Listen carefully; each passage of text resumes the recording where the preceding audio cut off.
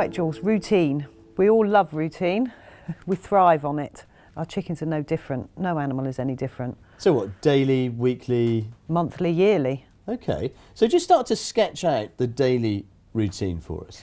Your daily routine starts with opening that pot hole, but not too early in the morning. You want to make sure the foxes have gone back to bed. Yep. So let the sun be up for an hour or two. Open your pot hole up, check your feed and water. The first thing your girls are going to do is go for a drink. Let them have their drink, then scrub your drinker out, nice fresh water for the day, top up their feed and leave them for a little bit. Then they're going to merrily scratch around and then they'll pop in to lay their egg.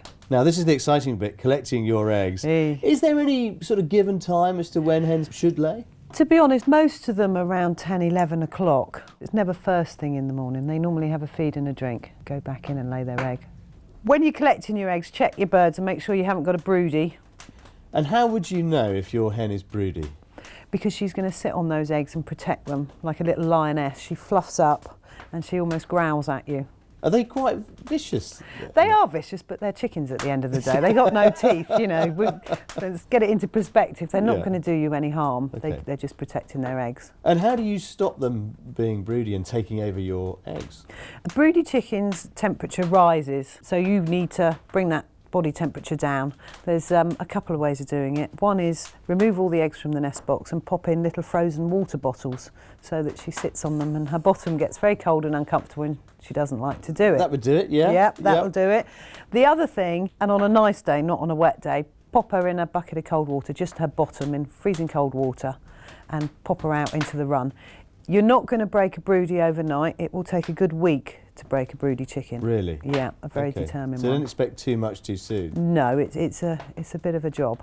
But obviously that requires some handling, and I suppose that sense of handling and getting them familiar with you and comfortable with you is so important. Absolutely, not just for the chicken, for you as well. Yeah. You are in control. Yeah. Yeah. Okay. So once we've had the fun bit and we've collected our eggs, what does the afternoon comprise? Afternoon scratch, really important. With our corn. It is. Chuck it on the floor and let them do what comes naturally, scratch around.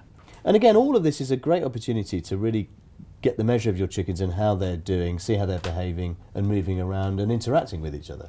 It's lovely just to sit back and watch your girls.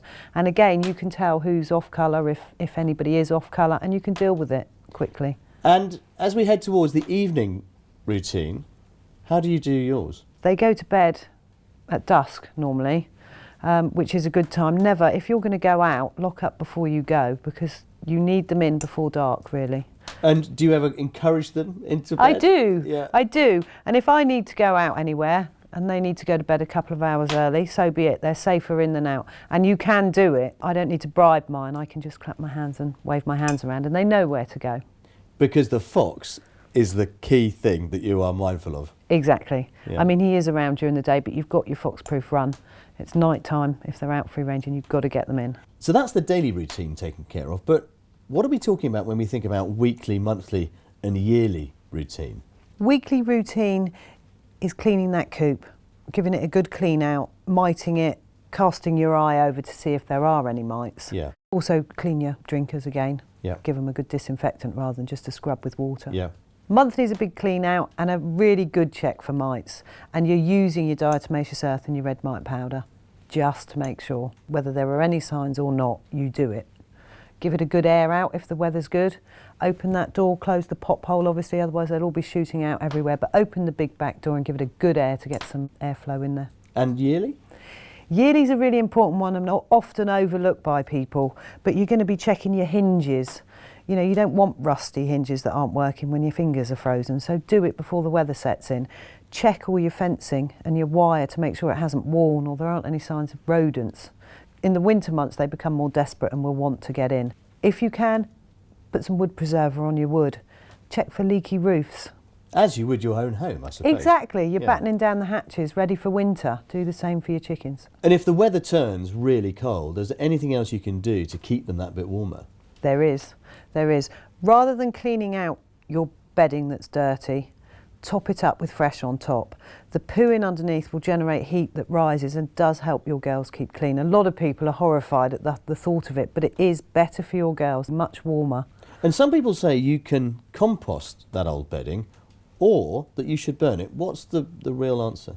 Absolutely compost it if there's no sign of mites. If there's any mites in there, burn it. So whilst the daily routine seems fairly clear, when we talk about weekly, monthly and annual routine, it's really about the coop, isn't it? It's maintaining the chicken's environment, making sure it's safe, secure and above all clean Yep. and tidy. Absolutely. And free from wind, rain and everything else. Yeah. If your coop is in tip-top condition, so will your girls be. They That's will a be good rule. tip-top girls. Yes. Good house makes happy hens. Yeah. Yeah.